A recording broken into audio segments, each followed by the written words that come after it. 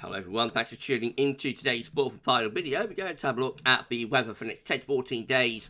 For today's final video, day 10 will take us to the 17th of September, and we'll be able to extend out beyond that with the GFS and ECM ensembles, maybe on track a couple of weeks. We'll have a look at CFSV2 at the end of the video for the next 4 weeks. That will get us into the beginning of October, and I shall get on that for you in a moment. Just to say that first, the video released today was our 6 AM UK weather forecast. We've also released a weekend forecast and the EC42 day for the UK and Ireland. Check out all of today's videos and content. Please like, share and subscribe, and thank you so much everyone for doing that for GavsWeatherVids. Thank you so much, everyone. We need to put on around 5 subscribers to get ourselves to 18.7k. We are so close to 18.7k. So if you could give us a sub, tell your friends and family to subscribe, tell your neighbour, tell your doctor, tell your auntie, tell your vicar, and tell your mother-in-law. If you dare to subscribe to our channel, help to get us to our next 100 within 18k, 18.7k. Thank you so much, everybody, for doing that. Right, well, let's crack on with your 10 to 14 days, shall we? We're going to begin in the Gulf of Mexico. So all of those disturbance areas, the yellow X's, we had a couple of days ago, they've all gone. But we have got one significant area, this orange X just here. And that's disturbance 1 with a 40% chance of cyclone formation in the next 2 days, but a 60% chance in the next 7 days. A tropical wave over the Bay of Campeche is producing disorganized showers and thunderstorms. An area of low pressure is forecast to develop while the wave interacts with a frontal boundary during the next couple of days. Environmental conditions are forecast to be conducive for development, and a tropical depression could form during the early or middle part of next week while the system moves slowly northwestwards to northward over the southwestern Gulf of Mexico. So it looks like this is going to go in that direction. Something like that, and around here over the warm waters it might develop into a tropical storm. That could be our next area of interest, so we shall keep you updated. Well, coming back to home, central temperature gone up. We're back up to 17 degrees, 17.0. That is 3.4 degrees above 61 to 99 average in provisional to yesterday, to the 6th of September. I think that probably hold relatively steady around that number through the weekend, but then should drop quite significantly during the course of next week. These are the 500 millibar high quality flow charts for next week to 10 days from Penn State University. We've got the ECM at WF on the top, and the GFS, which we'll have a look at in a moment, is down here on the bottom. So 500 millibars, 80,000 feet, is an area in the atmosphere. High pressure and low pressure are being moved around by the jet stream running above. Red and orange extrapolates to above average heights, which is high pressure. Blue to below average heights, which is low pressure. So in the 7 to 10 day time frame, we can see with the ECM an area of high pressure is predicted to build from the south and reach towards this big high pressure sitting across the west and northwest of Russia. So essentially low pressure being pushed off up to the north, and the ECM very much building the heights from the south. The GFS is similar, but not quite as strong with that build of pressure. More low pressure in the North Atlantic, and the ridge building up from the southwest, just that little bit weaker. But sort of same idea really, and perhaps going in the same direction, just taking a little bit longer to get there. These are the GFS upper temperature and precipitation ensembles for the next couple of weeks. We're looking at London today, the red line is Bavaria upper air temperature average for London. We're starting off above average with the upper air temperature at the moment, but they're basically on a downwards trend from now right way through to the middle of next week, gradually cooling down and actually becoming really quite chilly for 2 or 3 days during the middle and second half next week. Check out the weekend broadcast, see possible impacts on that. Beyond the middle of the month, it looks like we've got a warming trend reappearing. That's as some high pressure builds back up from the south, of course. So the upper air temperature is lifting back up, although probably not getting to the sort of level that we've seen during the first week of September. Precipitation-wise, we've got some really quite significant rainfall spikes here. Tonight and tomorrow, we are going to be bringing up potentially torrential rain and maybe some thunder from the south. We've actually got some precipitation spikes going off the scale there.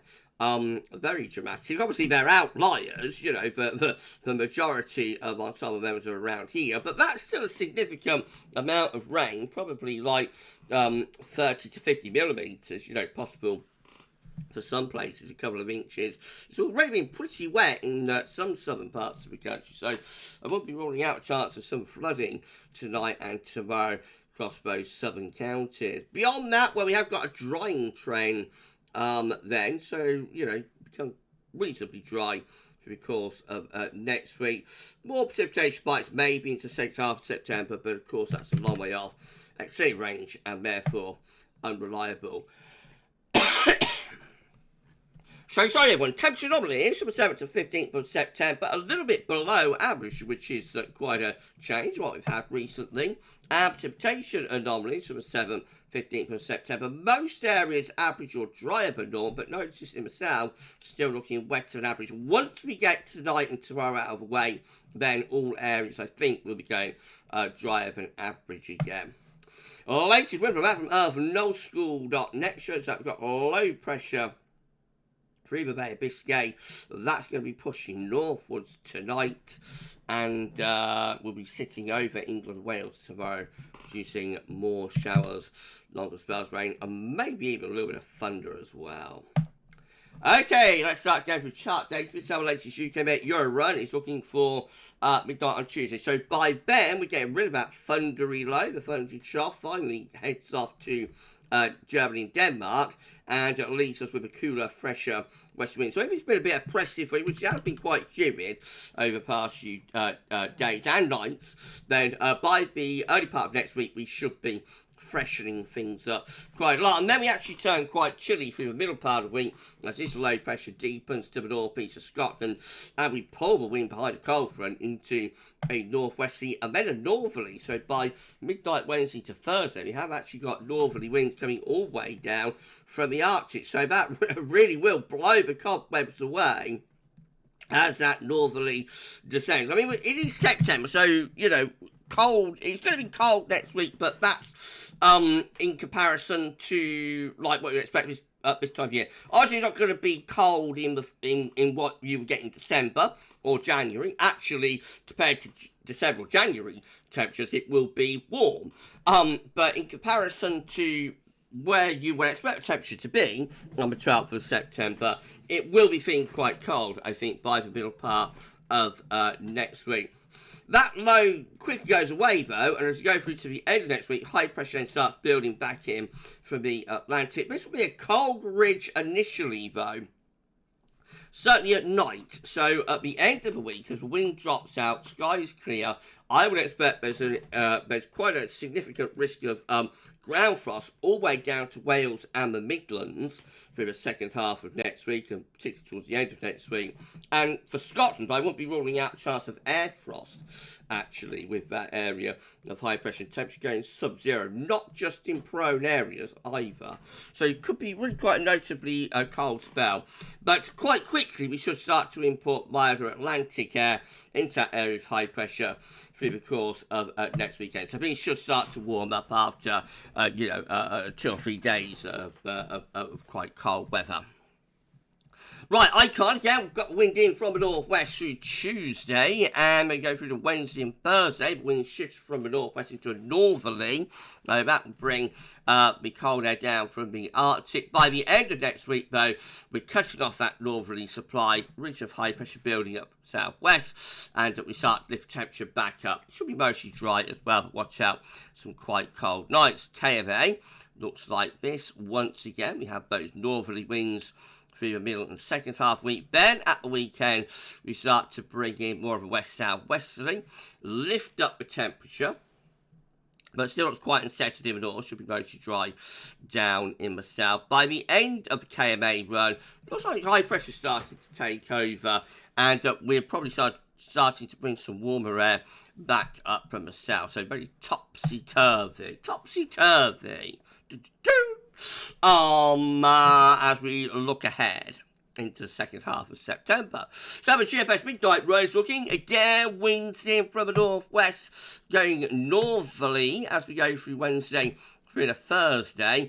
Then high pressure toppling in, we cut off the northerly, start to lift up the temperature, but it will be quite cold still at night. By the second half next weekend, this is Sunday 15th September, we're bringing milder or warmer air in off the Atlantic, but looks a little bit unsettled with shower rain possible. Then quite a deep area of low pressure, probably has some sort of tropical remains within it to the west-northwest of but Scotland there by day 10, which is the 17th of September. And the upshot of that is to start building pressure quite strongly from the south. So it takes a little bit longer to get there with high pressure, but does eventually, the GFS midnight run does eventually go to town with high pressure, bringing lots of dry and probably quite warm weather back, although nights could still be a little bit on the cool side. But GFS 6M in comparison, again, there's those northwesterly to northerly winds through the middle part of the coming week. We'll have a real chill to them. By the end of the week, we cut off the northerly and we build this ridge up from the southwest. So that should bring dry weather to the south, probably quite unsettled in the north, and temperature beginning to recover. Again, probably the remains of some sort of tropical feature just there in the North Atlantic as well. By the way, after that, as we move up towards day 10, when it starts to turn more unsettled again, with spells of rain into the north and west, probably more in the way high pressure, though, keeping it dry down the south. And in the extended range, the GFS 6Z also building pressure quite strong. So this is definitely a trend for the third week of September to build high pressure quite strongly. That's a setup by the end of the GFS 6Z run. Notice that feature just there, that's definitely the remains of a tropical storm, probably quite a significant hurricane moving into the North Atlantic. It's over 2 weeks away, so it probably won't verify, but, you know, possibly we have got signs here that things are starting to get more active in the tropical and subtropical Atlantic. Well, if you enjoyed the video, please do like, share and subscribe. Make sure to everyone for doing that. Why not drop a comment and say what you think about this and all of our videos and content. And don't forget to tell your friends about GavsWeatherVids and get them to subscribe too. It's amazing, it's incredible, and we thank you so much, everyone, for doing that for us. Thank you so much, everyone. Awesome. Around 5 subscribers will get us to 18.7k. Please give us a sub and thank you so much. Right, okay, GM. Again, we've got those northwesterly winds on Tuesday, and they turn round to the north as we go through Wednesday to Thursday. It's looking really quite chilly. That area of low pressure between Scotland and Norway. And I'd say winds coming in from a proper northwesterly or even northerly direction. By the end of the week and into the weekend, high pressure starts to shift its position. We cut off the northerly, but will be quite chilly under that ridge of high pressure, especially so at night. By the end of Jan, day 10, which is 17th September, that's a setup. High pressure building into the south, mostly dry and probably a bit warmer then. Could be rather showery though up in the north. And they've got the ECM rounding it all off once again with a northwesterly push on Tuesday behind a cold front. That will bring some rain even into the south. And then for the middle part of the week, we look quite cold and windy with winds coming from a northwesterly direction the end of week and into weekend, we cut off the northerly, start to bring up some milder or warmer air from the southwest. High pressure in the south brings a lot of dry weather, looks a little bit more unsettled up in the north. And then by day 10, high pressure really building strongly as we saw on the 500 millibar high dominant flow chart. A strong build of pressure, bringing mostly dry weather. Probably relatively warm by day, but could be still a little bit chilly by night. This is a precipitation forecast based on it. ECM run from Twitter.com. Up comes all about heavy rain tonight, and there could be some local flooding mixed in. And then tomorrow, the wet weather is through the south and also through northern England, Wales, and southwestern England. The Midlands and eastern England at risk of some quite heavy thundery downpours tomorrow afternoon. Into the beginning of next week, well, that wet weather gets out of the way. Then we bring this cold front into the northwest. That comes southwards as a weakening feature, but opens the door to those northwesterly and then northerly winds with showers and long spells of rain following along behind. Then as high pressure tumbles in, all the wet weather dies away, and that's when we could get some really quite cold nights this time of year at the end of next week, before the wet weather starts piling back in to Scotland and Northern Ireland by next weekend. However, by day 10, we're all looking mostly dry. B-side options on the table within the ECM ensemble today for day 10. For the Icelandic Met, obviously gets us 17th of September. 31 members of the ECM ensembles with high pressure over the country, and also to the north. It should be a lot of dry and fine weather with that. Winds will be coming in from an easterly direction. Not guaranteed to be overly warm, but should be pleasant by day. Might be a bit chilly by night. And then 20 of high pressure right over top of the country. So, you know, both options differing slightly in places of high pressure, but they are high pressure dominated. So strong signal there by day 10 for high pressure being well and truly back in control. And then in 2 weeks' time, these are the options that we've got. It will get us to the 22nd of September. 12 members of the ECM ensembles have high pressure sitting just to the north of Scotland. So again, mostly dry, winds in from the east. We've got another 12 with high pressure over slightly to the northwest. Again, that should bring a lot of dry weather with it. Might be a little bit cooler with winds in from the northwest direction. We've got 11 with high pressure up towards Scandinavia and reaching down western side of Europe. Again, not dry, fine weather with that. We've got 6, a minority option for low pressure to be coming back in from the Atlantic, bringing unsettled weather in from the Atlantic. We've got another 6 with high pressure around Iceland, low pressure over France. That could be a little bit unsettled for the south and would be quite cool. And then finally we've got 4 with high pressure over top of the country, mostly dry and fine with that. If you put the 12 together with 12, together with the 11, together with the 4, it looks like the ECM ensembles are strongly signalling high pressure to still be in control in 2 weeks' time, after, you know, high pressure dominating through day 10. We'll see. Right, CFSB2, and then we're done. These are 500 millibar height and on, bring down into weekly periods. The first week period take us from the 7th to the 13th of September. The next week, have a low pressure to the east, and high pressure will be out to the west. Winds coming in from a rather cool northerly direction. It's a bit unsettled and cool in the week ahead. Week 2 will be the 14th to the 20th of September. High pressure down towards Spain and Portugal. Low pressure around Greenland, Iceland. And winds coming up from the southwest is bad. So that's warmer, but still quite unsettled for the northwest anyway.